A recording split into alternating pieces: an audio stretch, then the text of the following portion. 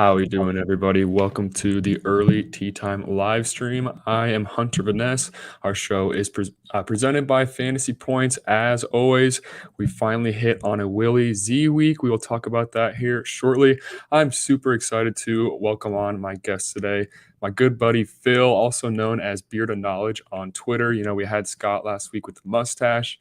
I had to bring the beard, of course, on this week. He hosts the Fairway to Heaven live stream every week where they break down the DraftKings salary board. So I had to have him on here today. He's also, one of the first live streams that I was a part of as a guest too. So he kind of helped me get my start into here. He also hosts a daily show for DSM Media, and he's a huge Philly guy. So if you are a Philly fan out there, he's a great follow on Twitter. Phil, how are we doing today? I'm doing fantastic. It's kind of crazy. I helped you get your start. I helped BK get his start. I'm getting all these golf, DFS, and gambling guys their start. So it's great to actually get to come on one of their shows. You know, the people that I've given the start to finally welcoming me back onto their shows. Of course, yeah. I think, I was going to ask you too. You probably have been host for a show for quite a few. It's kind of fun to switch roles a little bit here, since you've had me on as a guest so many times too. So I really appreciate you having me or having you coming on. Sorry, we're already mixing it up here. But yeah, let's talk about the BMW Championship a little bit. Kind of want to talk about Willie Z as well. He finally did it, right? It's been great. I don't know, it feels good for me, not only because I hit on it, but it really just because I've been cheering him on for so long. He's such a fun golfer to watch. He's a great, guy outside of golf as well. So happy to be a part of that one. What did you think of the FedEx, Invitational in general? Any thoughts on last week before we dive into this week? Yeah. I mean, first off, congratulations for hitting Willie Z, like you and about everybody else that was in on him. I mean, it took you 37 tries, but you finally got it right. So even though 37 tries out of one, it does feel good to get rewarded that one time after supporting a guy for so long. Yeah. I had him in my player pool last week. He was one of my main plays last week. I didn't have the guts to bet him just because it's hard to bet a guy that's come so close so many times. Yeah. But, the theory that he's a big game hunter and he plays well in those big tournaments, the majors, etc. It's really nice. And the emotion you saw from him when he made that big putt late on Sunday. I mean, that's what we live for as golf fans, to see that emotion come out of a player, a guy that's been so close so many times. I loved it. I loved seeing it. It was a great tournament, a great event. I was a little, at first, I wasn't a big fan of the FedEx Cup playoffs and the structure of it. But once I started to get to understand it, I love it. And I love how big field these events have. Even though you have some not so big names at the top of the leaderboard this past week. It's a really great feel. And I'm really starting to really appreciate and love how this whole process plays out. Yeah, I'm with you. Kind of hitting on what you said about the emotion that Zalator has showed. I retweeted that video that my guy on Fantasy Points here, Matt, sent out earlier today, and he just compiled all of the heartbreaking losses that he's had, and I was cool to see or to hear him go back on some interviews that he's had after those heartbreaks, and he just kept saying, I'm really close. It's gonna come. He just kept staying motivated, and yeah, I guess, like I said, just happy to see him finally get there. And we've seen that with, a few other golfers kind of getting the monkey off their back, maybe not getting their first win like Tony Finau and Xander, but I don't know what's been going on in the last couple of weeks, the last few events. But like I said, we've really seen a lot of guys get that monkey off their back, as you could say. And I'll talk about another one this week that I'm hoping can get the monkey off his back a little bit. But Phil, I've asked everybody that I've had on as a guest over the last couple of weeks, and this is kind of leading into what I was just saying.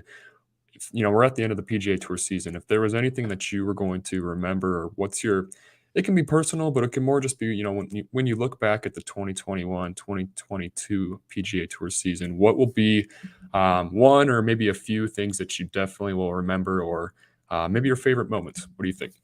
So the thing, one of, if not the first episode of this season on Fairway to Heaven, myself and Jason, my co-host, we talked about the PGA Tour as a whole. And this was before, we really started seeing people jump ship to live and stuff like that. And even with the guys that have left for the live tour, I said it early and I still believe it. And the way this season's playing out, Scotty Scheffler winning his first major, Tony Finau winning back-to-back weeks, Willie Z finally breaking through here.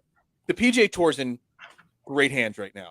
And until a Rahm or a Rory or a Scotty Scheffler leaves for the Live Tour, I don't really even worry about or pay any mind to the Live Tour. The PGA Tour has so many great young golfers, 25, 28 and below. That gone are the days of Tiger Woods winning, 18 events in a season, or guys winning back-to-back events and stuff like that. There's so many great golfers. There's a reason why it's taken so long for Willie Zalatoris to win an event. Tony Finau only getting to 2. I mean, you look at JJ Spahns and the Mullinexes, the guys that were at the top of the leaderboard. I joked about, they're not household names, but they're great golfers. You know what I mean? And there's so many great golfers on the PGA Tour right now that I'm excited. I said at the beginning of the year, and this year kind of solidified that statement. I'm excited about the trajectory of just golf in general, over the next 3 to 5 to 7 years, because there's so many great golfers out there. Yeah, I'm with you. That's such a great talking point too. I mean, we could probably compile a list of top 20 guys on tour, and there's probably 30 or 40 guys that we could really consider inside that list there. So, yeah, I think long term, 10 years down the line, when we look back at this year, Liv will probably be the biggest talking point.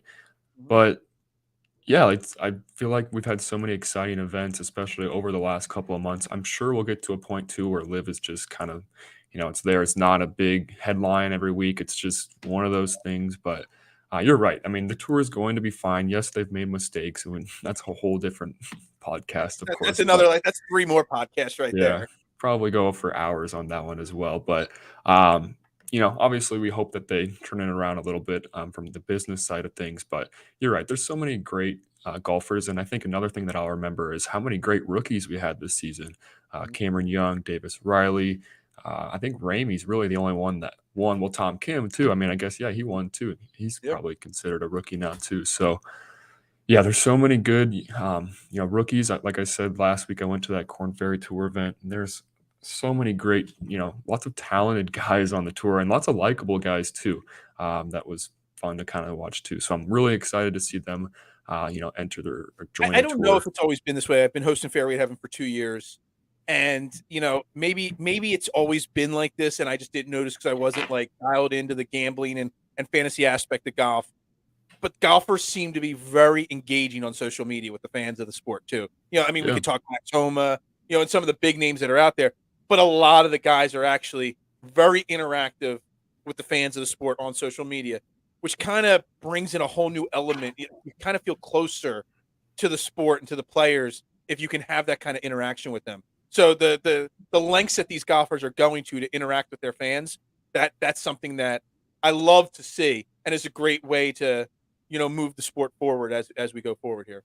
Yeah, I agree with you. Yeah, lots of great memories from this season.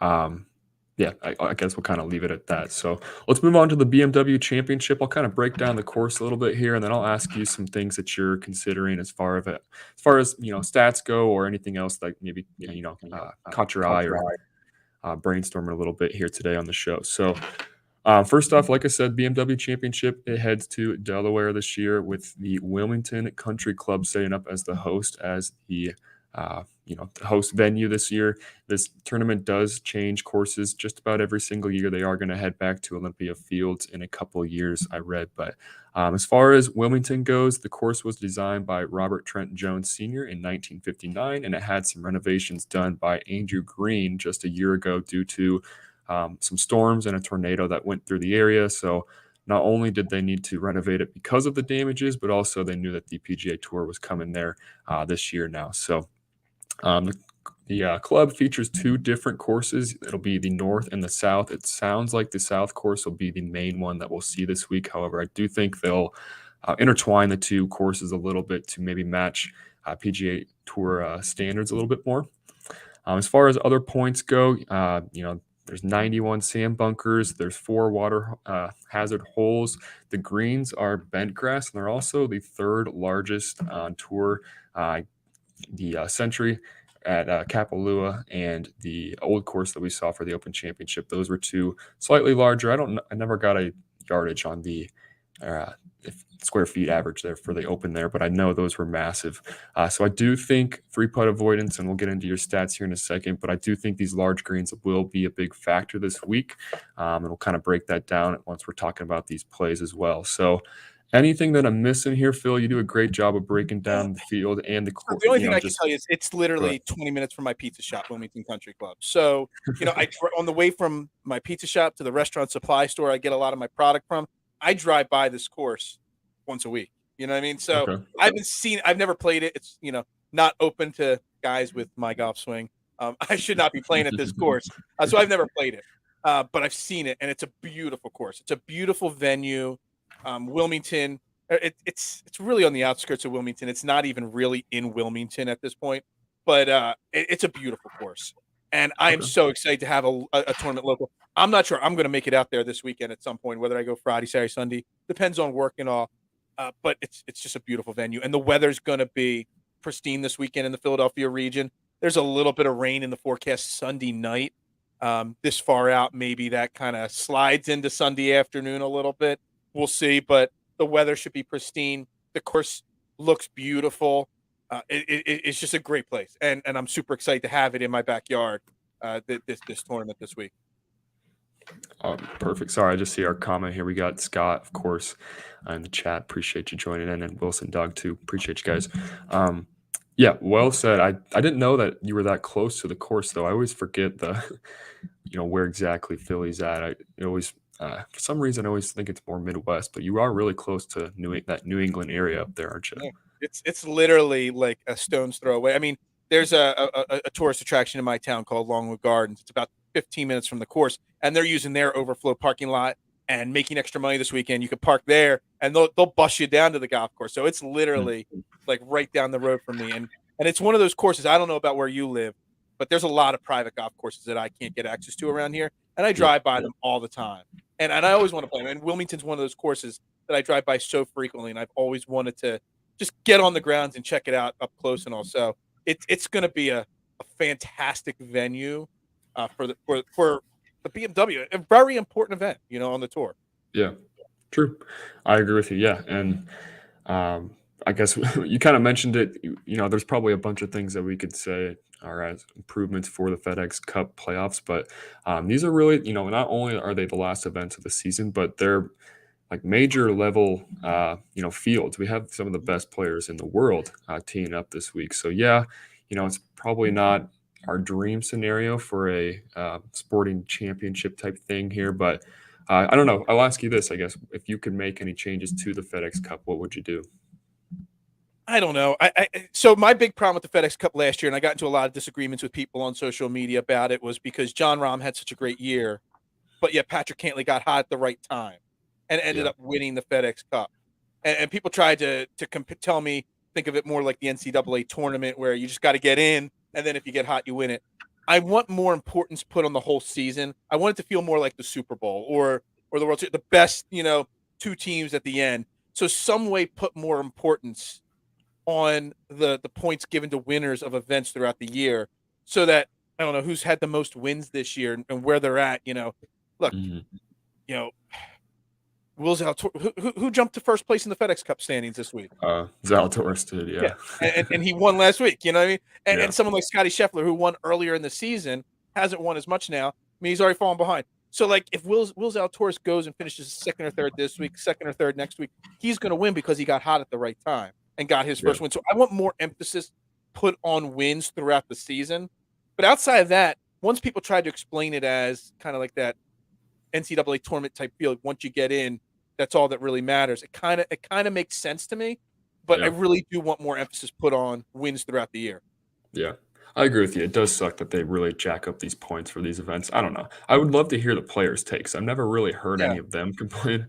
We just have an issue with it, from a betting standpoint, of course, especially next week. So, yeah, I mean, I was looking at it. You think about it. If somebody like Tony Finau won back-to-back events, and recently he was only able to climb. He climbed after last week, but I think he climbed to 7th or 8th place going into the playoffs. You would think winning back-to-back events would have put him a little further ahead, but because of strength of field and stuff like that, it wasn't. Like, I want equal importance put on wins across the board. You can have strength of field weight it for second, third, 10th, 20th place, whatever. But I want wins to count and mean something across the board. And that would be the only thing I would tweak about it all. Yeah. I wouldn't mind. I think like a match, style championship or a match play would be really fun. It would just, of course, suck if, you get a couple of 7K guys as the championship is probably not the best, viewing experience, I guess. But I think just throughout the whole tournament, it would be fun. And, we do get that in Austin every year. But I don't know. I think the tour definitely needs to do some considering of, or just some consideration of changing things as a whole. Like you said, if you want to change how many points you get for a certain win, they have to start considering making changes to something that's been the same for years and years and years now. So it just really bugged me last year that Jon Rahm, in my opinion, was no doubt about the best golfer of the year last year. I mean, I think he won Player of the Year, but yet he didn't even finish in the top 4 or 5 of the FedEx Cup standings last year because Patrick Cantlay got hot at the right moment, and he won the BMW last year, right? Yeah. So he won this playoff event last year. So and that catapulted him right up to the top, and it just not equal standings to the seasons that Rahm and Cantlay had, and I could see it happening again this year. Whether it's Tony Finau can come out and win this week or whoever, they can jump up that board really, really fast this week. Yeah, well, we'll talk about it here in a second. I do think it's going to be one of these top golfers that wins it. So whoever wins this week will probably have that 2 to 4 shot lead next week. So this event is huge in terms of deciding who's the winner next week. So let's talk about it a little bit here. So I will talk about, we'll break down the DraftKings salaries here in a second. Something I also like to ask here too, Phil. I know first off, how about your outright plays this year? You're really killing it. Yeah, I've had a very good season on the outrights. I've got 6. I've come really close on about 5 or 6 more. I've had a lot of second and third place finishes for outrights this year. So I've had a good run. I mean, you know it for sure. Betting on golf outrights is one of the hardest things to do. So me getting 6, I mean, I'll pat myself on the back. That's my best year. 6. I've never had 6 outrights in a season. So I had Rahm and Finau on my card last week. They were my 2 main outright bets last week, and they both had pretty strong finishes last week. Yeah. Really, when I first got into it, that's all you can really ask for is just that sweat on Sunday. But it is such a rewarding feeling and experience, I guess, when it does finally cash for you, especially 6 times in a season. So, that's awesome. That's awesome. So as far as DFS goes, has your strategy changed throughout the season? Does your contest, are you still playing the same contest each week as, maybe the last time I talked to you? This week, I mean, as we get to the final 2 weeks and the fields shrink, I'm not a huge fan for fantasy golf. So I know I typically play at least the 20 max entry, the $1, the short game. Then I do some single entries and stuff like that. And I love my showdown single entries throughout the weekend. That's my baby right there. Yeah. My strategy won't change, but because there's only 70 players in the field, it's a no-cut event. This week I might trim down the amount of events I enter. Next week when it gets down to the final 30, I'm definitely trimming it down to the amount of entries I have. When you have the no-cut events, they're kind of great, but they're also kind of difficult. And when they're normally small fields like this, so I normally take an approach with these no-cut events where I find my top 3 or 4 guys that I love, and then I take a lot of chances. I take a lot of high risk, high reward type builds. I'll do not necessarily stars and scrubs because you don't have to play Rory Mcilroy and Jon Rahm, but guys I really like with 2 or 3 guys that got huge upside. And that's how I build in the no-cut events. But when you've only got 70 guys, and ownership percentages become all skewed and all over the place.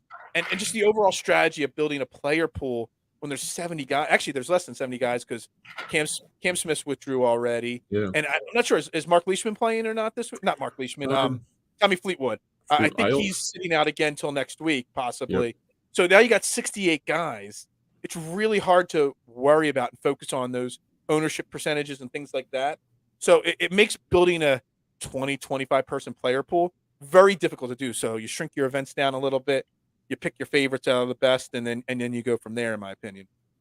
Yeah, I agree with you. And that's definitely something we should kind of hit on a little bit here. It is a no-cut event. So like I said, I'll whenever my article posts here, I finished it up a little bit ago. I said, you're not going to have that typical Friday sweat like, um, we're so used to, something that's fun, but also you really need to consider when building lineups too. Like you can get down in this 6K range. If there's someone that you really like, you can be very aggressive and not have to worry about them not getting the full, amount of points throughout the week too. So in these kind of events, I do think placement points are extremely important just because everybody's making the cut. So just having those guys inside the top 10 really can get you ahead. But So on an event like this, I would typically, if it was a cut event, you just take everything exactly the same on this event, but you have a cut on it. I'm mhm, focusing in on birdies or better because you want people that are going to score. But yeah, this week with no cut, I eliminate birdie or better from my model, and I stick to just DraftKings points. You just said it right there. yeah, Placement points matter. You still get your points for birdies and stuff like that. A stat yeah. like DraftKings points makes all of a sudden a random appearance in a model this week because of the importance of those kind of things in a no cut event. Yeah, I agree with you. Yeah, and it's such a different. I don't know. It's not extremely different, but yeah, you can really feel. It's still squeamish clicking on some of these names on here, but you can play some of these low 6K range guys and really go for that stars and scrub build because, like I said, I do think it's going to be someone priced above 9,000 that likely wins this week. It typically is a top player that wins the BMW Championship, regardless of the course that it's at. So. Um, yeah, But honestly, interesting. when you say these guys at the bottom 6K, I mean, let's just think about some of these names like Alex Smalley, Kurt Kitayama, Trey Yeah. Mullins, who was in contention. It's not like these are bad golfers. It's not like a Mhm. typical 150 person field where you got guys that are from the Corn Ferry Tour, seniors that are just playing on an exemption, any exempted, players. You know, everybody from top to bottom, they're in the spot because they finished in the top 70 in the FedEx Cup standings at this point. So Yeah. they're all, even the cheapest guy who is, how many 6K guys are there? Flat six. You got five guys at 6K even. Luke List being one of them, who I hit that outright early this year. It's Yeah. not like these guys haven't won events or had really good seasons. So even the bottom of the barrel guys are still pretty solid overall golfers. Maybe they're not Mhm. hot right now, but they're still really good plays. Yeah, high upside that, and no one likes playing these guys, so they're probably still gonna be in that low ownership range regardless of, their form just because that nasty price tag. So, all right, let's start breaking it down here. I will get the screen share, and we'll start in the 10K range as we always do. I tweeted it out earlier. Once again, DraftKings kind of the Cam Smith withdrawal definitely doesn't help it out, but they have this weird pricing again, where now Rory McIlroy is the highest priced golfer at 10,005, or yeah, $10,500. It goes down to Zalatoris at 10 flat. What this is going to do is we're going to see guys hit that 20 to 30% range, not only because of that cheaper price tag, but also because of the reduced field. Like there's only 68 guys that you can click on, so naturally, the ownership's going to go up regardless. So, we can debate guys, but I don't think you should really pick one over the other because of ownership, unless one's just, you're fading one because it's ridiculous. But I wouldn't be surprised if we see one of these guys touch that 30% range when it locks on Thursday. So I'll throw it to you here, Phil. Do you have your eye on any of these guys in the top, top of the DK board? Yeah, I mean, obviously, I got to go with the top of it and Rory McIlroy. I Yeah. mean, I had him. He was my main play, my main bet last week. I did not see his comments before lineups locked. He made a comment late last week before lineups locked that he hadn't picked up a golf club in 2 weeks. He hadn't eaten a vegetable in 2 weeks. And I kind of, if I would have known that, I may have backed off a little bit. But this is like a major. This is a big event. He's probably in the last 10 or 11 weeks had one of the greatest stretches we've seen in the last 10 years of any golfer. Uh, Even with him being out of form last week, he just missed the cut on the number last week. And he was this close to making the cut last week. And I think if he would have made the cut, he would have charged up the leaderboard last week. I love Rory McIlroy. He was my first outright bet I made this week. It was 10-1 on DraftKings. I bet it. I know some sites have 11-1. He will be in my player pool, no matter how big the player pool is. He's the best golfer, in my opinion, on the planet right now. I like that call. Yeah. I really tried to dive deep into the three guys above $9,000 that missed the cut last week. Rory was one of them. And, it's I don't know. It's kind of difficult. I think, like you said, hearing that comment makes you feel better about playing him because it makes sense that maybe he was a little rusty. I heard that he also was able to get to Wilmington a little bit earlier because of the missed cut, so he's been there. Maybe he's played a practice round or two. I'm sure he's been swinging the golf clubs much more now that he's missed the cut. But the one thing that worries about me a little bit is he didn't even hit 50% of fairways last week. The driver just kind of looked off. He found the water on the 9th hole in the second round, I believe, and just had some kind of weary approach shots too. So I think, like he said, I would probably credit that to not touching a golf club for 2 weeks. But then again, why The why the are way you I doing looked that? at it was he lost 2.5 strokes off the tee last week, but Mhm. outside of that, it's been all the way since his last missed cut at the Valero, the last time he lost strokes off the tee. Even last Yeah, week missing the cut, he still gained strokes on approach, almost 2 strokes on approach, and he hasn't lost strokes on approach since the Valero. So, I mean, and tee to green, he hasn't lost strokes tee to green dating back to the Tour Championship last year. yeah. So, I mean, he had a bad week, but he still, overall big picture, still played pretty damn well last week. So, you know, I'm willing to. I'm actually hoping the miscut, the casual Mhm. players, they skip over him. Maybe his ownership doesn't get up to 25, 35% like some of the other guys like Will Zalatoris or John Rahman. Maybe you can get a steal because I think 10-5, if you can get in this field Rory McIlroy at 10-5 and say 20% ownership, I think it's a steal. And I think it's a slam dunk play right there. I like it. Yeah, I agree. I think game theory will be interesting this week. Like I said before, ownership could be inflated, but I just think one of these guys is going to squeeze and have 30% ownership, and that'll Oh, just take absolutely. away from some others too. So, yeah, so that's Rory. He's at 10-5 there. I gotta say, I like Rom this week. I really haven't said that in months, probably. I just think this course is a good fit for him. He's strong off the tee, of course. He's pretty solid with his long irons too. I don't think we're really going to see too many wedges. A lot of these holes are relatively long. There's a couple of par fours that might be drivable, at least, depending on the tee box. But the par fives are very long. They're all over 580 yards long. Like I said, I do think long iron play is going to be important, and that's just where Rom typically excels. So he looked pretty good last week, in my opinion. He kind of snuck into a backdoor top five, but he gained strokes on approach, gained strokes off the tee, had a pretty couple of rough putting rounds. I think he turned it around in round 4. Yeah, he was solid on the greens in round 4, which is, again, kind of what Rom has been doing recently. He'll have a really great round 4, and it makes it seem like he was somewhat in contention, but I don't know. I mean, before last week, I kind of had a, liked Rom this week just in this kind of event. He won in 2020, of course, on a different golf course. But 10-3 for John Rom. I do think he'll probably be the highest price, or sorry, the highest owned guy, just because he did so well on Sunday and everyone saw it. And there might be a little bit of, Will Zalatoris can't win narrative out there as well. So, what do you think of Rom this week? Well, I love Rom. I loved Rom last week. He was one of my bets. He was in a lot of lineups for me, and I zoned in a lot because I said last week that John Rahm. I mean, let's be honest, he's not had as great of a season as compared to last year, but he still had a Mhm. pretty darn good season. People think that John Rahm's dropped off, and he has by the high standards he put up last year. But he's still Mhm. playing pretty damn solid golf this year. And the one concern I got about John Rahm, it's not his putting overall. It's just so I built my model this week, and I put 3-putt avoidance in it.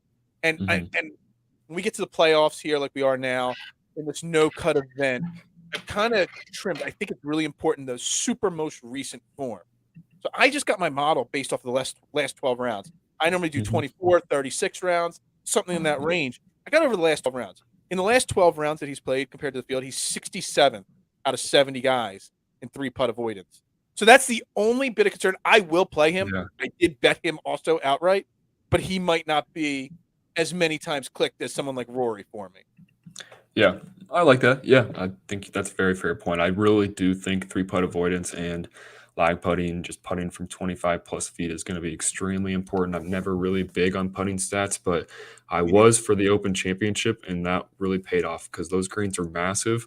Um, unfortunately, the two biggest greens on, like I said earlier, on tour are Kapalua and the Old Course. So we've seen this season, and of course, Cam Smith won both of those. So I had this great tweet ready to fire out today that said, that fact alone, and then I see that he withdrew, of course. So yeah, I was really going to talk about Cam Smith. He was probably going to be my favorite guy. I kind of was a little shocked that he was the top price guy, but he did play well last week, and it does seem like a lot of these salaries are kind of based off of everyone's performance last week. So a couple other guys here: Justin Thomas, Will Zalatoris. I'm not going to be on JT again. I talked about it last week. His injury concerns kind of scare me a little bit. He looked fine last week, but he just hasn't been as sharp as the JT that we're typically used to seeing. And I do think Rahm is just a better play than him this week. I think McIlroy, is a better play as well. So it's not like I, don't think Justin Thomas is going to, finish inside the top 20 by any means, but I just think those other three guys in this 10K range are better than him. In Zalatoris, like I said, too, I'm interested to see what people do. Are people going to feel, major FOMO if they didn't play him last week, and he's going to be the one that hits that 30% own? Because I do think this course is a good setup for him as well. It's kind of similar to the Torrey Pines, where he contends pretty well each year as well. So, any thoughts on these two guys in the lower 10K range? Yeah, I mean, something about Justin Thomas. Like, I mean, obviously he won a major this year, but it just seems like something's not there with him right now. There's just something missing. Something's not clicking. And at that price, at the ownership, I think you get better value for your money with Rory and John Rahm. Obviously, Will Zalatoris, again, I know he just won, but we're going to learn all I'll say about Will Zalatoris is I won't be playing him this week, but we're going to learn a lot about who he is, the golfer, and how he rebounds after a win, because you do have to rebound after a win. He's a young guy. That emotion that came out of him, will he be able to just put that aside and travel right away, right from last week, get up to Wilmington, Delaware? Will he be able to be ready this week? And I just don't know. And when I'm only going to have 10 or 12 guys in my player pool this week, somebody's going to have to be the guy that gets the boot. And it's taken him this long to win one time. Very rarely. I mean, does Tony Finau won back-to-back, but how many guys really win back-to-back weeks on the PGA Tour? Very rarely. And for him and his price and his ownership, you're going to need him to finish pretty darn high in the field this week, and I just don't think he can do it. Yeah. I haven't made my mind up on Zalatoris yet. I feel like I'm stupid saying what I say about Will Zalatoris, but it's just I just can't have the confidence that he can do it back-to-back weeks. That's fair. Yeah, I agree. I just think it's a good course setup. I don't know. I'm going back and forth on what I think the winning score is going to be. It's been, minus 20 or lower, I think 6 of the last 7 years. But I have read a little bit that they kind of want to get away from that, especially in this big type of event, which I completely agree with. I'd rather see that -4 score that we saw 2 years ago rather than minus 27 last year. So, yeah, I mean, that's the thing with Zalatoris. If it's in the minus 15 range like it was this last week, that's probably a great setup for him. If it's in that minus 25 range, I wouldn't touch him. And I didn't at all before last week, because I didn't think those birdie fests in the Midwest were a good setup for him. But, like we saw, that minus 15, minus 10 range even, which a lot of the majors are, which he contends in, of course, that's kind of his sweet spot. So any other thoughts on the 10K range here? No, I mean, the final thought is that you could say any of those four names, and you could. If I say I'm playing Rory and Rahm, and you say JT and Willie Z, we both are right, because there's not a bad play in that 10K range. I'm actually surprised. The only thing I can say about the 10K, I'm surprised there's not more names in the 10K. Honestly, at this point, I know it's a small field, but I think there's a couple other guys in that 9K range that could have been priced right up there with these 10K guys. Yeah, I'd rather have them extended, up to 11,000 and really make people, make decisions. So, yeah, exactly. Yeah, exactly. So, yeah, I don't know. It'll be interesting. I don't know. I'm not really playing too much mind into ownership. Honestly, I'm kind of ignoring ownership this week. I won't lie to you. Yeah, I just think you can get different by how you build. A lot of people think the only two ways to build are stars and scrubs or bounce. But you can kind of mix the two together. Like play one guy in the 10K, play one in the 9, play one in the 8, couple in the 7, maybe fill in a 6 or something, or 3 in the 8. You can get different other ways than just because I've made the mistake so many times this season of just fading guys due to ownership alone. And that's just got me in trouble. I know that's kind of the strategy at times, right? You got to stick to your strategy, but Let me just tell you, I've said it about 100 times on my show and other places. I hate the term pivot just to pivot because of ownership. yeah, If you like somebody, forget about the ownership. Find other places to make up some value financially in your salary cap.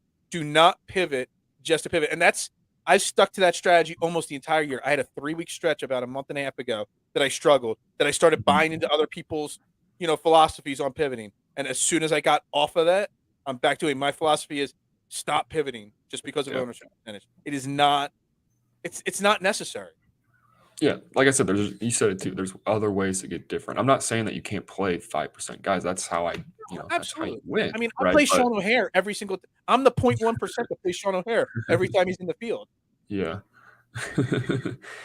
Yeah, so I don't know. I'm with you. I kind of struggled for a couple months, and I just thought back. I was like, why did I do better when I first started playing this? Well, that's because I didn't give a shit about ownership at all. I was just clicking on names that I liked, and maybe I would cash sometimes, and I've learned a lot obviously since then. But Right. yeah, I'm done fading guys just because of ownership alone. There's got to be other reasons. So.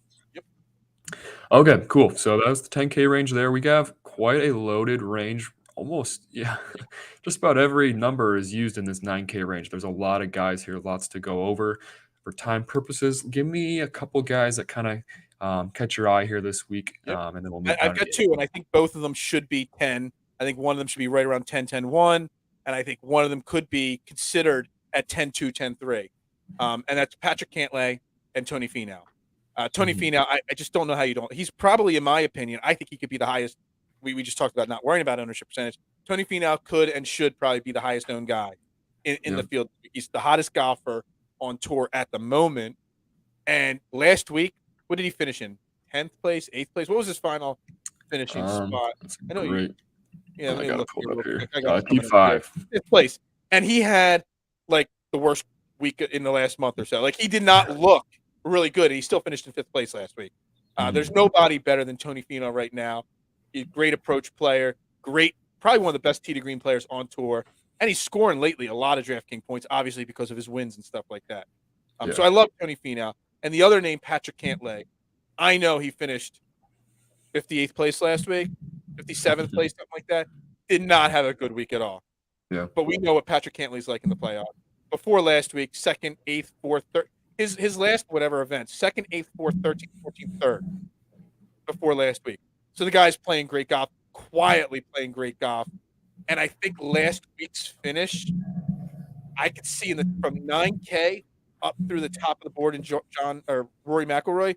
I think Patrick Cantlay might be the lowest owned guy in that 9K all the way to the top. Early projections on my site here have him as the lowest right now. Really? Okay. I love Patrick Cantlay right now. I think you can get some really great value. I don't know. I don't think I've ever said $9,900 in value. I think you can get a lot of value at $9,900. Patrick Cantlay this week. I like that. Yeah. I'll have to kind of look at some of his proximity numbers, but he's just an all-around great, balanced golfer. I don't have any of those proximity things in my model this week because there's no course history and there's a little data, and it's the playoffs. I've adopted a philosophy last week, this week, and I'll do it again next week, and that is stick to the basic stats: approach, off the tee, tee to green, putting, because it'll be important this week. Yeah, I have a little bit sprinkled in with the DraftKings points and 3-putt avoidance, but 85-90% of my model are the 4 or 5 key stats, basic stats, and nobody's better. Very few people are as good as Patrick Cantlay lately on those courses and those stats. Yeah, I agree. And I think, he's going to be overlooked for sure. There's just a lot of great names around him. I do think Scheffler's just going to be clicked because of his price tag. He hasn't been in the 9s in months, really since before his wins likely. So, I think Scheffler's just going to be really popular. He was another one, like I said, that I did a little bit of a deep dive. I don't think his missed cut was really that bad last week. He lost like 4-stroke putting in round 1 to start him at 1 over par, and then he just missed the cut on the number. You said it with Rory too. He missed the cut on the number 2. That cut was, very close to being -1 last week, and we wouldn't be talking about these guys as negatively as we are. So, yeah, that cut just goes a little bit different. Maybe Scheffler, doesn't have that bad taste in your mouth as much, but yeah, he just lost a bunch of strokes putting in round one, and then he found water in round two on hole 9 that really screwed up his approach stat as well. If you find water, like that will send you down a couple strokes in a certain stat. So not all strokes gain approach stats or that kind of stuff in a single round are the same. Just kind of depends what specifically happened. Sometimes you can lose. He lost 1.4 strokes on approach just on one hole in round two. So otherwise, he would have probably had a much better round two. He, like I said, would have made the cut too. There's no way Scheffler misses 2 cuts in a row here in the playoffs, in my opinion. He's just been too good. And who knows? He could also be like Rory, where he didn't play much since the Open, and now he's in Delaware just getting ready to go. So I do like Scheffler this week too. I just think his ownership's going to be too high, but we just talked about it, right? I'm not going to fade due to ownership. So What you mentioned, missing the cut and all, and you said Rory showed up pretty early at Wilmington. I mean, I don't know if you caught it. There was footage of, I don't know if it was on Saturday or Sunday. Scotty was still at the St. Jude, working on the range there. So he didn't head right from Memphis right to Wilmington. So in that sense, I kind of like Rory a little bit more than Scotty this week, just because he left, last week, Southwind last week, and headed right to Wilmington Country Club, whereas Scotty hung out a little bit, stayed with his friends a little bit more, worked on the range there versus the Wilmington course. So it's just one of those little details that I saw that kind of make me want to play a little bit more Rory than Scotty. Yeah, I like that. Yeah, good calls. So a few other guys here in the range. There's so many great plays, right? It's hard to really pick and choose. I just kind of like the balance build a little bit because there's a lot of win equity in that lower 9K range. Colin Morikawa, of course. Fitzpatrick is probably one of the highest floor plays with also a very high ceiling as well. Ju Young Kim finally gets that price increase to 9,000, so I do think he's going to be overlooked just a little bit because of that sticker shock. But I do want to talk about Hovland a little bit here. For as much crap that he's gotten this season about, losing strokes around the green, he's not going to have to worry about it when these greens are massive, kind of like what they were at St. Andrews where he did so well. And so I don't think he's really going to have to scramble a whole lot just due to how great his irons have, just are in general. He's unlike Rory. He's been playing a lot since the Open Championship. He played a lot overseas in Europe there for a little bit. All of his pictures, he was like dressed up in a coat and stuff because it's cold over there right now. So he's been playing a lot recently. I liked him a lot last week. I'm not going to get away from it all this week as well. I do think his ownership will probably start to increase just because he's been doing well recently. But I like Hovland. There's just so many great names in this salary range here, this 9K range, that I think it's going to be relatively flattened, minus maybe a couple guys like Scheffler and Finau. I agree. And if I was doing my typical 20-plus lineups, and I had a 22, 24 player pool, I would have a lot of Victor Hovland in there. I would have a lot of Colin Morikawa. I've been high on him in big events. I know he hasn't had a great season, but I was all over him at the U.S. Open. I was all over him last week. Just these bigger events, these stronger fields, he still seems to find a way to the top. But I'm keeping my pool pretty tight and small this week, and I'm just finding more value in playing, say, Rahm and Rory, maybe Finau, and then skipping over the rest of this and just getting into that 8 and 7K range because if you're going to play those 10K guys, you still got to find some balance in your lineup. So I just like the Rory and the Rahms a little bit more than the Victors and the Fitzpatricks and the Xanders this week. Yeah, I like that. And I'm not sure if I can get to Tom Kim. I know he's everybody's favorite golfer right now. I just don't know if I get to Tom Kim at 9K just yet. I'm not sure if I'm ready for that. Yeah, and he's been playing well on courses where accuracy is really important. You don't need distance as much. I swear he pipes it down the fairway every single time, but it'll be interesting to see if he can contend on a course that's much longer than the ones that we've been seeing him play on recently here. So let's look at this 8K range here. We are running out of time just a little bit, so we will move on.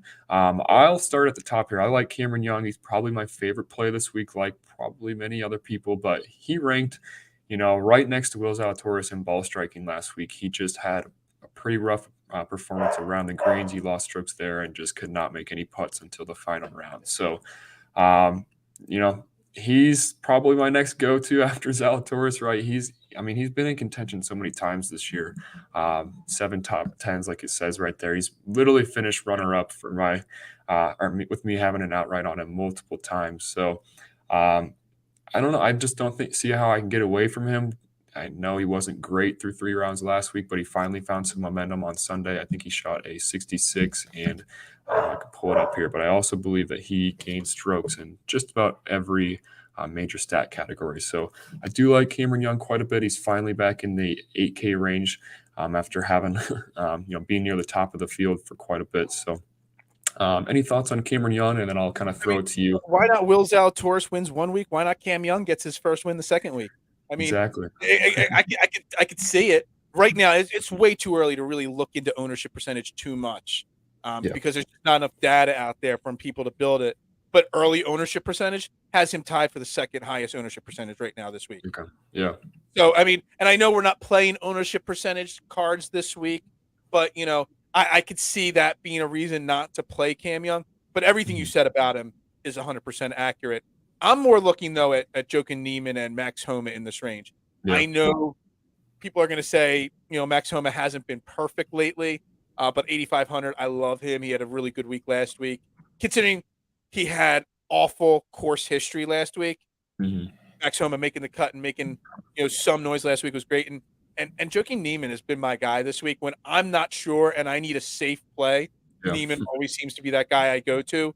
And I love balancing lineups out with Joakim Niemann this week. So they're the two guys that I'm probably going to have in my player pool in this 8K range. I like that. Homa's I've been staying away from him because he's, again, with this last week, he's lost strokes with his irons in 4 straight weeks after gaining strokes on approach in like 10 plus. So I don't know what's going on there. He's doing fine in every other stat category, but he does get quite the price increase this week. That's the first time I've looked at that 8K range too much, at least from a salary perspective. So, but I do like your Niemann call a lot.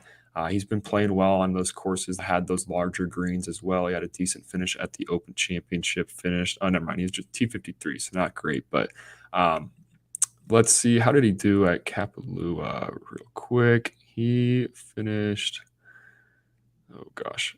I don't have it pulled up here. Did he? Yeah, I'll look later. But yeah, I don't know. I like Niemann quite a bit as well.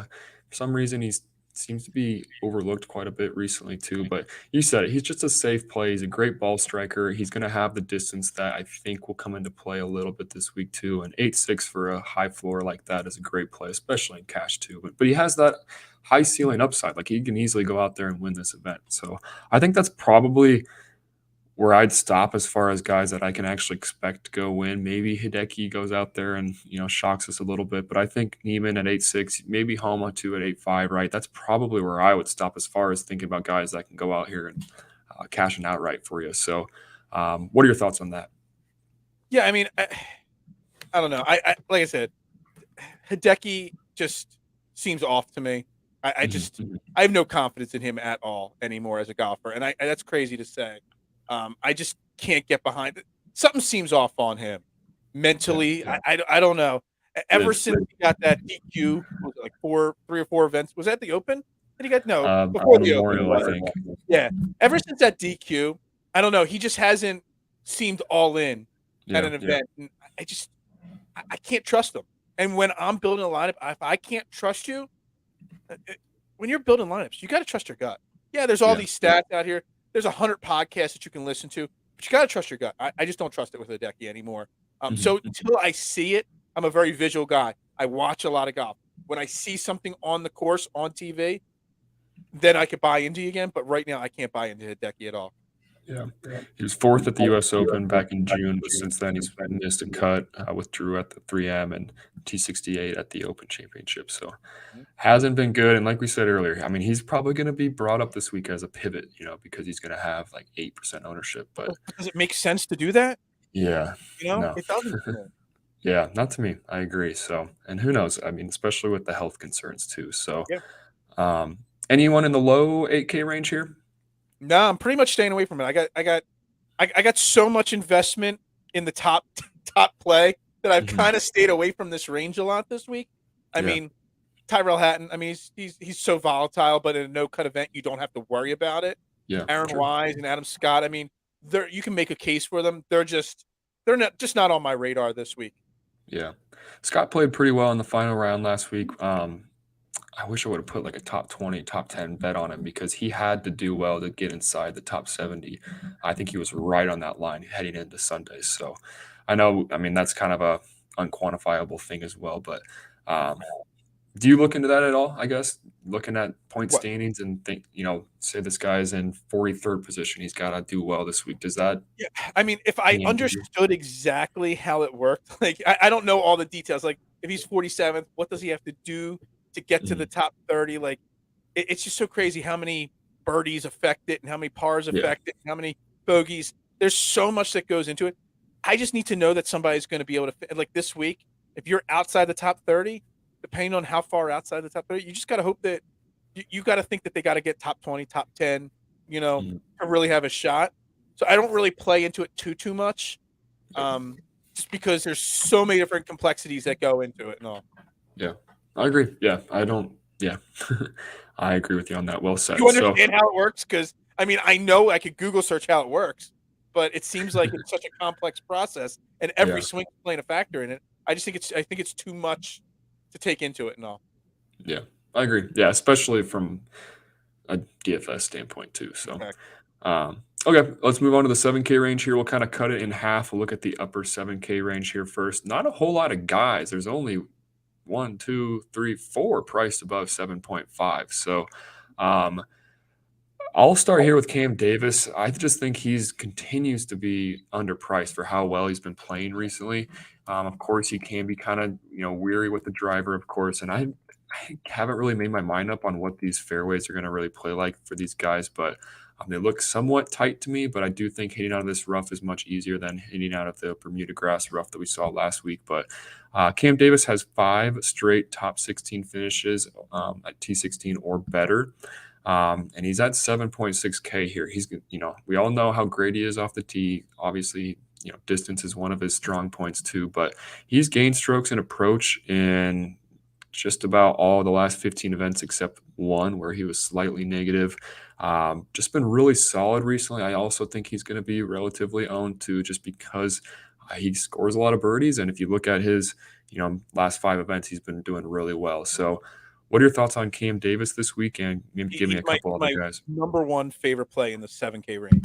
You stole it. Basically everything you said, just replay it with my voice in the background because you're spot on everything. And I expect him to be right around 20% owned this week, which is a lot for a 7K guy. But with this field, the amount of birdies he's going to have, and you don't have to worry about him missing cut. Not that he's missed many cuts this year, but you don't have to worry about him missing the cut and blowing up. And if all he's got to do, True. Say he's like in 30th place on Friday or 50th place on Friday. There's nothing that's going to stop a guy like Cam Davis from getting hot on a Saturday and firing off to 63 or something like that. And then just vaulting up the leaderboard, scoring you a boatload of DraftKings points, which he's 10th in the field in the last 12 rounds in DraftKings points, I believe. Yeah, 10th in DraftKings points in the last 12 rounds. So the guy is going to put up numbers this week, and he's going to score you a lot of points. And that's what the name of the game is, right? Team that scores the most points wins. So you want a guy like Cam Davis in your lineup, and I think that the ownership is validated this week with him. I agree. And he's been, we think of him as such a birdie scorer, but he's actually been pretty well in bogey avoidance recently too, which makes sense for his finishes. But he sits 51st in FedEx points right now. He needs a good finish to land inside the top 30 going into next week. So, you could probably roll with that as well. I'll just kind of take a stand here. I do think he's going to be like 25%, kind of like what we saw with Henley and Connors last week. Like this 7K range it gets chalky every week. So. All right. So, any other guys at the top of the 7s here? Or are you kind of really That's the going only guy I'm playing? I'm skipping those other guys. I mean, you can make a case for Russell Henley or Brian Harman had a really good week last week, but I just don't. I prefer a couple of the guys at the bottom of the 7K range over the top 7. So I'm pretty much it's Cam Davis and below in this range for me. Yeah. Harman, I'm not really on too much. Last week made a lot more sense. It was a shorter course, but I do think you're going to need distance to have somewhat of an advantage this week. And he got a massive price bump too. Henley, Yeah, I missed the cut. Really burned a lot of people, including myself, last week. But he's going to rank at the top of everyone's strokes gained approach stats, and he's Yep. just, I mean, he just plays well. I know he missed the cut last week, but he's typically a safe play. That'll be more of an ownership thing for me. I don't want to touch him if he's 15-20%. I know we're talking about ownership a lot now, but yeah, not for me. And Horschel, maybe he also missed the cut too. Might be a good bounce back opportunity, but I'll go to another guy like Davis Riley, who is another golfer who scores a You lot of do like birdies. Davis Riley. I do, yeah, I do. Okay. Yep, I've been playing him a lot. It's more maybe a fan thing at this point, but Well, no, because I got an interesting question for you, because I brought this up a couple weeks ago, that I kind of feel like Davis Riley peaked this year. Because sure. Davis Riley had a stretch 5th, 9th, 4th, 13th, 13th, where early this year in the springtime and early summer, he was playing great. Then he's Yeah. kind of gone 31st, 64th, a couple missed cuts. He had the 13th at the Wyndham, then 31st last year. I keep trying to figure out, is Davis Riley just peaked as a young golfer and he just needs the offseason to refigure it out? Because I, like you, was playing a lot of Davis Riley, and then he kind of plateaued a little bit and kind of fell backwards a little bit this year. Mhm. Yeah, I agree. He had those two missed cuts during the Midwest kind of swing there that really were not good. But I think a couple of them, or both of them, really, I think could be attributed to a couple of really bad holes. For some reason, he likes to score triple bogeys, or he just does it.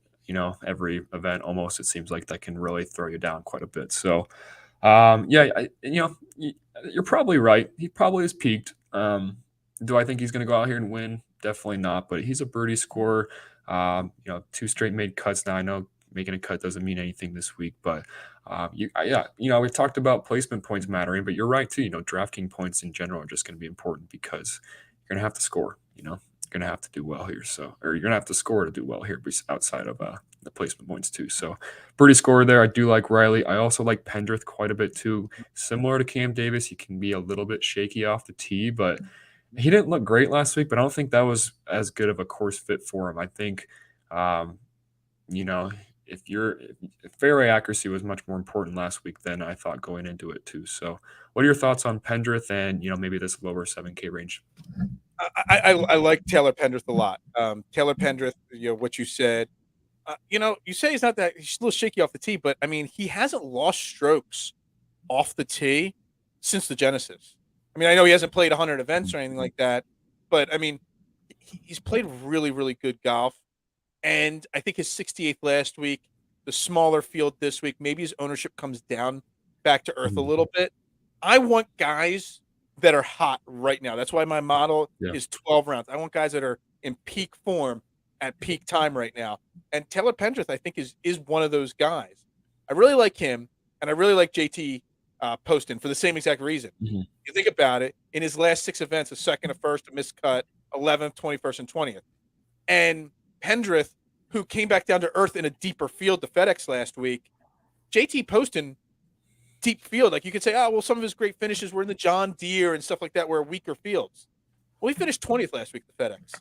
So, JT Poston played really well in a deep field last week. And he's now that Cam Smith is out in a withdrawal, in the last 12 rounds, he's the best putter in the field. And third in 3-putt avoidance. So, if it comes down to everybody's hitting these greens because of how big they are, JT Poston is going to have the best shot at lag putting and saving par, or making that longer 20-foot putt to make a birdie. So I like Pendrith and I like Poston at the bottom end here a lot this week. Yep. I like that. Yeah. Poston, I mean, he's just been a showdown king, it seems like, for the last few events. Doesn't hit every time, but when he does, he is near the top of the points there. So, like your Poston call there, I also like Digala. There was a point last week where I thought this is going to be another, Digala week where he finishes T2 and it has a heartbreaking loss. I was kicking myself in the butt for he was one of my last cuts from my list, and I was thinking the same thing. Same with me, and I had those same feelings. Like, man, I could be so close, but something happened in that second round. I think he only finished even par after having a share of the lead, I believe, at some point. So, but another guy makes a lot of birdies, been very, very consistent throughout the year. I think we'll see him on tour for years to come. I do like Digala. Otherwise, Mito was one that I ranked really well for me last week. But I just didn't get there because I didn't really know how he, was, at least as far as form goes, because he hadn't played since the Open, but looked solid last week. I'll have to look at stats a little bit deeper, but at 7.1, he ranks really well for me, at least from a stat perspective, but that's looking a little bit more long term. What do you think, Amito? I don't know. He was like, I was so excited just to talk about Mito all year long, and he had a really good start to the season. And he's just, I seem to get Mito wrong, and we're all superstitious people when we're gambling and doing fantasy. Mhm. Mito's just one of those guys. For the betterment of the rest of the DFS world, I just stay away from Mito because when I play him, he bombs, and I Mhm. just I can't get Mito on the right week. And Yeah. honestly, just the eye test again lately has just been just not been there for me on Mito. He just seems like a different golfer. I don't want to use the word peaked, Mhm. but I don't care that he missed 4 straight cuts. That doesn't. It's not just that. It's Yeah. how he's missing the cut, kind of Mhm. in my opinion. And last week even he didn't putt great last week, even though he finished 42nd. He was okay off the tee. I just can't. I can't get into Mito this week at all. Yeah. Yeah, he did what you needed to do. He gained, a bunch of strokes Mhm. on approach, but he just was not good in all the other aspects last week. So, 7.1, that's pretty solid. He was low owned last week too. I think he'd be a good leverage play Pretty low down here. here, but yeah. So we're getting towards the end of the show here, Phil. I don't want to take up all your picks, especially in this juicy 6K range. Give me 2 to 3 guys that you'll probably be sliding into your lineups as a last guy in. Well, I got 2 guys that are definitely. I don't even know if they're the last guys in there. 2 guys that I'm going to First feature guy. in my lineups, and I've also placed 2 half-unit outright bets on them. So I think they're odd. I mean, the odds of somebody winning in this range slim to none, but you kind Mhm. of got to take some long shots occasionally on your betting card. Yeah. Wyndham Clark and Emiliano Grillo. Um, First off, Wyndham Clark. I've talked about it on my show a lot lately. Clark used to be a kind of guy in years past you only played in weak fields, and he would have good finishes in those weaker fields. He's a different golfer in my opinion this year. He's Mhm. shown the ability to contend. He hasn't won yet this year, but he's shown the ability to contend in good tournaments. He had 28th last week, and that was, he played better than that. Honestly, I think he had one. Was it Friday or Saturday? He didn't have a really good round, but outside of that, he played really Mhm. well last week. So I'm a Yeah. big fan of Wyndham Clark and his game, the trajectory of his game, big picture, even going forward. He's one of those guys that I look at that next year could win 2 events, maybe at least one, but maybe 2 events. And Emiliano Grillo, yeah, he missed the cut at the Open, but he had 2 second place finishes around that. Finished 31st last week at the FedEx. He's hot at the right time, and that's what I keep talking about. I want guys that are hot right now, and Emilio Grillo is one of them at 6,600. He's one of the top putters in the field, one of the top off the tee guys lately in the field. Approach, tee to green, all that. He's doing everything at the same time right now. And at 6,600, I'm a big fan of Emilio Grillo this week. Mhm. I think you can get some really good value, and both of them are 150 to 1 on DraftKings this morning.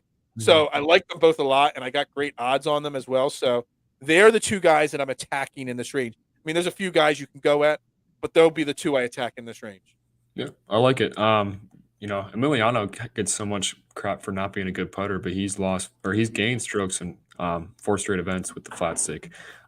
Looking at his career overall, he's lost strokes putting in all but 1 season in his career. So good to see that he's kind of turning around with the putter. He's always been a great tee to green guy, but yeah, I think you're right there. Great ball striker too. I guess that's kind of his main specialty or his strength. So I like that call quite a bit. Clark too. He's been just playing. Yeah, you're right. He's been playing better on difficult golf Is he courses. a different golfer? I mean, I really firmly have that phrase and theory in my mind that he's just somebody different.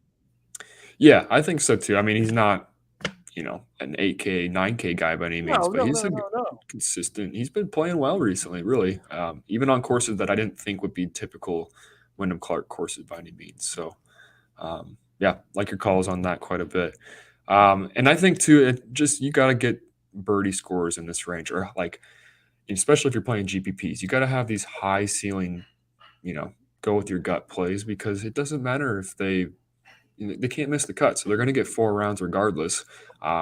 Say they just get hot and go 800 par for one of those rounds, which a lot of these guys have that upside of doing. I think that's what you need to be looking for instead of a safe play like who's like a Bezadenhout who's really good at making the cut, right? But he's more of a low floor or a high floor guy than a high Look at, ceiling guy, in my I opinion. don't have Fraser better up, but I got DraftKings points in the last 12 rounds. Zudenhout's 56 out of 70 guys. But then you look at somebody like Mm. Taylor Moore or Trey Mullinax, who both Yes. are in the top 10 in DraftKings points. Yep. So you don't have to worry about missing the cut. You don't need the safe play. You could go Mhm. anywhere. You just want the guys that are going to score.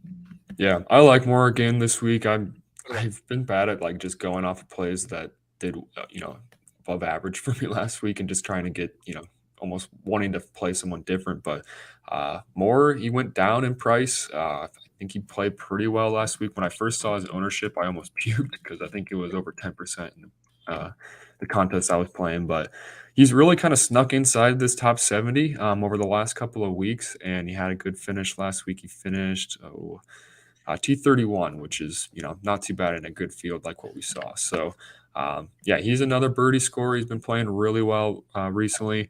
I'm not going back to Mullinax. I only played him last week due to his course history. However, he also has been kind of a different golfer over the last month or two ever since his win.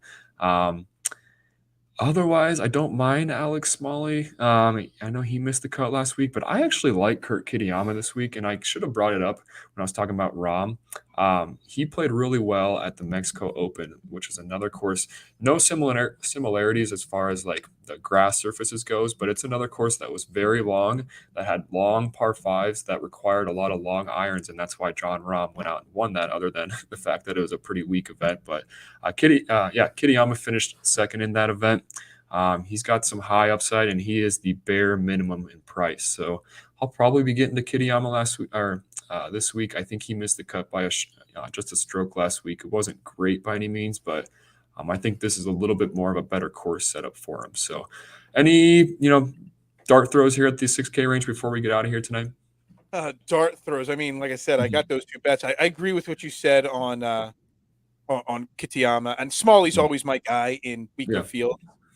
Just maybe not in this field per se. Mhm. I don't know. I think you just want to, if you're going to throw a dart, all I'm going to say is if you're going to throw a dart in this low range, look at the guys that score DraftKings points and look at the guys that, make the most birdies. That's all that you could say. Like I said, I like Clark and Grillo. You bring up Mullinax and, Taylor Moore and these names. You just want the guys that are going to score. Kitayama's a guy that's always on people's radars for first round leader and stuff like that. The guy comes out hot and then sometimes just falls off in later rounds. Yeah. Matter. As long as he has a decent finish, he's going to score you one or two rounds. He's going to put up points, and a massive amount of them. So, especially in showdowns, get him right in the right showdown, the right day of the week, and you're going to do really well with Kitayama. So, I like those decisions there a lot. Yep, and I'll just throw out Stallings here too. He's got the most top tens in this range. Another guy that can just pop, and he was playing great before last week. A bunch of top 15s there. So I could see people just kind of jumping off him, and that might be a great. I guess kind of maybe I did too, because I've had outrights on him 3 straight weeks now, or 4 straight weeks. I had him at the Deere, the Mortgage, and the Wyndham, and last week, all in my player pool with heavy usage and stuff like that. And I shouldn't jump off of him so quickly. He just, I don't know, something. I just saw some eye test again last week with him. He just kind of just looked a little different in my mind last week. Yeah, it wasn't good. Lost strokes ball striking for the first time since June, which was kind of was one of the reasons why he was doing so well. So, yeah, and that should have been a better course fit for him too, because he's not bad on approach. So we'll see you this week. Maybe I'll get there. I guess we'll just kind of have to see as the week goes on. So, anything else you want to say about the event, about the field? We're going quite a while here, so I appreciate you staying on kind of late here tonight for me. No, you're good. I really think, I started the philosophy last week. I didn't hit an outright last week, but I think the winners are going to come from the top of the field. There's just you're just not going to see a Wyndham Clark or even going into the 7K range. One of those guys probably win it. So take your chances in your DraftKings lineups. But on your outrights, I did it last week. I shrunk the amount of outrights by several players, and I just a John Rahm or a Rory Mcilroy. That's where the win's going to come from, in my opinion. Yeah, find a way to get John Rahm and the best guy in the 6K in your lineup. You know what I mean? Like Wyndham Clark and John Rahm. Put the two of them in there, or Grillo and Rory, and then build out around there. That's how I'm going to take building lineups this week. Yeah, I agree. I think those are great calls. Are you trying to build a And lineup right there? well, I'm just trying to see, like, I think my kind of roster construction this week will be fitting in. And maybe I'll get, I mean, Rom's just expensive, I guess, but there's just like all these guys in this 9K range, even the upper eight, like they have so much more win equity than Mm. trying to fit in two 10K guys and then, filling it out the rest with these 7K plays, which are all, I mean, these 7K guys, there'll be a few that pop, but I just think like you'll have more guys inside that top 20 range if you're picking, going more balanced here in the upper nine or lower nines, upper eights there. But again, it all comes down to how they play, of course. But I just like knowing you have that win equity of fitting in. I think Cam Young has just as good of a chance to win. And maybe not Cam Young, he's not the best example, but Neiman, I think he's got just as good of a chance to win as Sam Burns does, or Fitzpatrick, for example. So they're both great plays. It's just I think salary does kind of play a little bit in these loaded fields. So I agree with you. cool. Well, thanks for coming on here, Phil. I really appreciate it. Again, you can find him on Twitter at Beard and Knowledge. You can see that in the tag there. Fairway to Heaven, that'll come out tomorrow night, correct? Yep, 9 p.m. tomorrow night. Jason and I will be continuing this conversation, basically. Cool. Yeah. Shout out to Jason. I'm definitely gonna have him on as a guest sometime. Maybe I can get the duo on together too. So really reverse roles a little bit here. So anything else you'd like to plug here before we get out? Get out of here tonight. Obviously, check out DSM Media on YouTube. We're trying to build the YouTube page. We get a lot of views on our Twitter and Facebook page, but we're trying to build the DSM YouTube page, which is also another place you can find Fairway to Heaven. And I do a great morning show every single day, 8:30 a.m., trending in the a.m.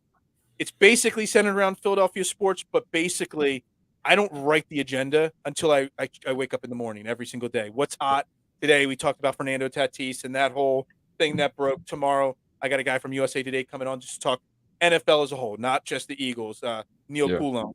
So, I mean, we cover all topics across the board, and I'm really proud about my morning show, Trending in the AM. So, we even touch on golf sometimes when there's live news and stuff like that and hot button topics. So, I'm really proud of the Trending in the AM show, 8:30 a.m., Monday through Friday, every single day. Yes, make sure you check it out. Make sure you follow Phil as well on Twitter. You will not find, many more people on Twitter that is pushing out as much content as you are. So you are another one of those content kings, man. You do a great job. So, appreciate that. Of course, again, appreciate you coming on here tonight. It was really fun to break down. Congratulations. I hope the honeymoon was great and the weddings and the marriage is going well, my friend. It's great. Any advice for me? She's always right. I'll write that down. All right. Thanks again, Phil. Good luck, everybody. Thank you for tuning in here tonight. We will see you all next week for the Tour Championship. And make sure you check out Fairway to Heaven tomorrow night at 9 Eastern. Have a great night, everybody, and good luck this week.